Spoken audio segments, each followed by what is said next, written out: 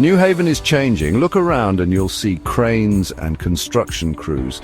Chapel Street, a central artery of the city, is a prime example.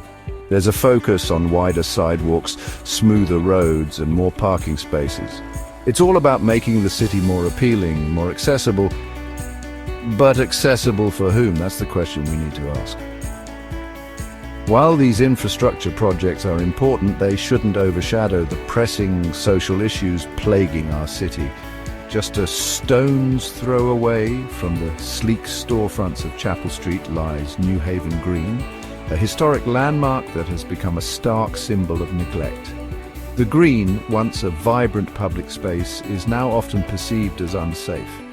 This tale of two spaces, Chapel Street and New Haven Green, highlights a fundamental flaw in our city planning. We're so focused on the concrete, on the physical structures, that we're neglecting the human beings who call New Haven home. We're forgetting that a city is more than just buildings and roads. It's about people. Walk through New Haven Green and you'll encounter a different reality. The struggles of our city are evident in the faces of those experiencing homelessness, those battling addiction. Their presence is a stark reminder that progress cannot be measured solely in miles of new sidewalks or the number of parking spaces. These are not just statistics or problems to be solved. These are human beings, our neighbours, who deserve our compassion and support. They are caught in a cycle of poverty and despair, often invisible to those who enjoy the benefits of urban renewal. Their plight is a direct result of years of systemic neglect. We've failed to invest in the social safety nets that could provide a pathway out of poverty and addiction. We've prioritized buildings over people, and the consequences are etched in the landscape of New Haven Green. Over half a century ago, Martin Luther King Jr. penned his powerful letter from Birmingham jail. His words resonate deeply in the context of New Haven's current challenges. Dr. King wrote about the interrelatedness of all communities and states and how injustice anywhere is a threat to justice everywhere. His message is clear: we cannot ignore the plight of the marginalized, the forgotten. We cannot, in good conscience, celebrate new construction while our neighbors sleep on the streets. Just as Dr. King fought against segregation and discrimination, we must confront the systemic inequalities that perpetuate poverty and despair in our own city.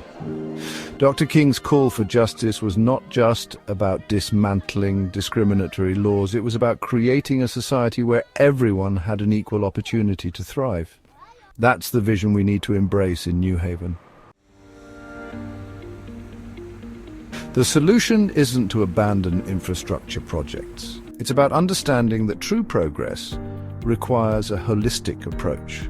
We need to build more than just buildings. We need to build communities.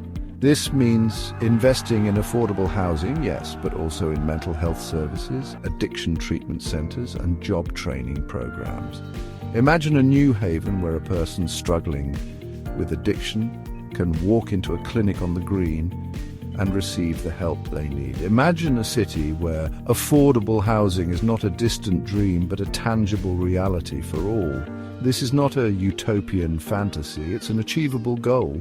It requires a shift in mindset, a commitment to seeing our city not just as a collection of buildings and roads, but as a living, breathing ecosystem.